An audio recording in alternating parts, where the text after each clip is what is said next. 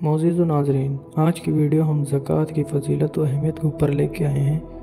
زکوٰۃ اسلام کا اہم ارکان ہے، تو زکوٰۃ کے بارے میں اسلام میں کیا ارشاد فرمائے گئے ہیں تو اس ویڈیو میں ہم آج آپ کو بتائیں گے۔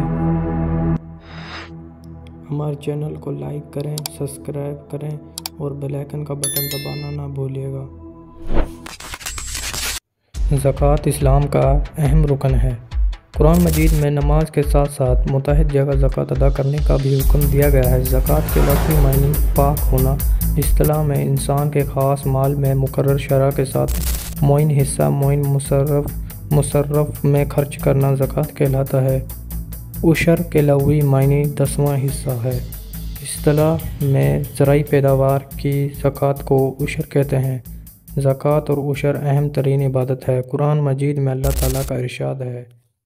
فرمایا کہ قرآن مجید میں سورۃ بقرہ کی 43ویں آیات یہ ہے کہ وَأَقِیمُوا الصَّلَاةَ وَآتُوا الزَّکَاةَ۔ اس سورت کا ترجمہ ہے نماز قائم کرو اور زکوٰۃ ادا کرتے رہو۔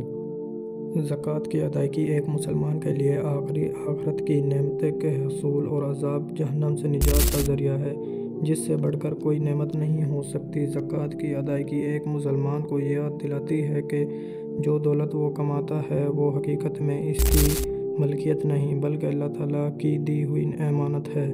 جو لوگ زکوٰۃ ادا نہیں کرتے اور مال اللہ کی راہ میں خرچ نہیں کرتے، ان کے بارے میں قرآن مجید میں وعدہ ہے، ارشاد باری تعالیٰ ہے۔ اور جو لوگ سونا چاندی جمع کر کے رکھتے ہیں اور اسے اللہ کی راہ میں خرچ نہیں کرتے تو ان کے لیے دردناک عذاب سے آگاہ کیا گیا ہے۔